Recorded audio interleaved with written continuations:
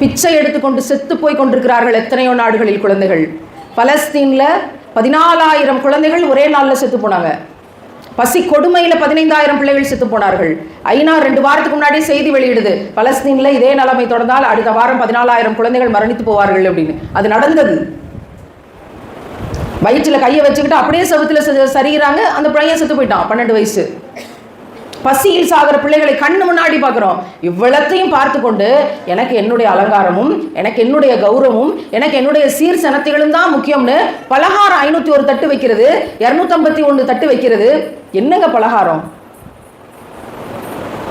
ஒரு டம்ளர் கஞ்சிக்கு வழி இல்லாம தானே அங்கே நம் குழந்தைகள் செத்து போனார்கள். நபிமார்களின் பூமியை பாதுகாக்க வேண்டும் என்ற பரிதவிப்புல தானே அந்த ஊரை விட்டுட்டு வெளியே போகாம இன்னும் அங்கேயே இருக்காங்க. எங்க ஊருக்கு வந்துடுறீங்களான்னு கேட்டா உங்க ஊர்ல ஷஹாதா கிடைக்குமா, இஸ்லாத்துக்காக மரணிக்கக்கூடிய வாய்ப்பு கிடைக்குமா, அதனால நாங்கள் இங்கேயே இருந்துக்கிறோம்னு சொல்லி மரணிக்கிற பிள்ளைகளை கண்ணு முன்னாடி பார்க்குறோமே. இதெல்லாம் பார்த்தும் கூட நமக்கு அலங்காரம் தான் பெரிதாக இருக்கிறது என்றால் நாம் நஷ்டப்பட்டவர்கள் ஆவோம். எனவே தவணை இருக்கிறது, இன்னமும் நேரம் அவகாசம் மிச்சம் இருக்கிறது. இன்னைக்கு திருந்திக்குவோம், இன்னைக்கு மாற்றிக்குவோம். இனிமேல் நம்ம ட்ரெஸ்ஸஸில், வெளியில் போட்டு போகிற ட்ரெஸ்ஸஸில் எந்த அலங்காரமும் இல்லாமல் பார்த்துக்குவோம். அந்த ட்ரெஸ்ஸு டைட்டாக இல்லாமல் லூஸாக போடுற மாதிரி பார்த்துக்குவோம்.